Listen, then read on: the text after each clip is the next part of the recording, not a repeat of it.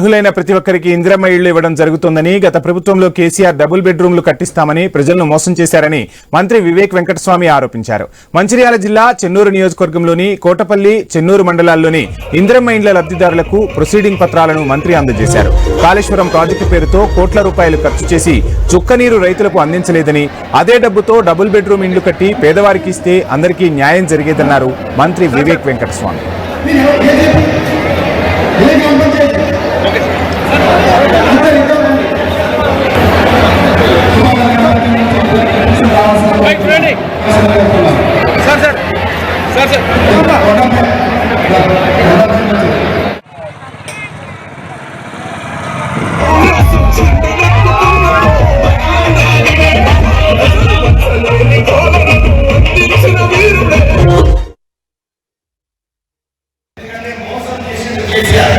ప్రజలకు double bedroom ఇల్లు కట్టిస్తారని కట్టేది కానీ ఆ కాళేశ్వరం ప్రాజెక్టు 1,00,00,000 కోట్ల రూపాయలు ఖర్చు పెట్టి అక్కడ ఒక బోటు నీళ్ళు ఇవ్వకుండా కేవలం కమిషన్ల కోసం పైసలు చూసుకొని తెలంగాణ ప్రజలకు అన్యాయం చేసిన సంగతి మీ అందరికీ తెలుసు.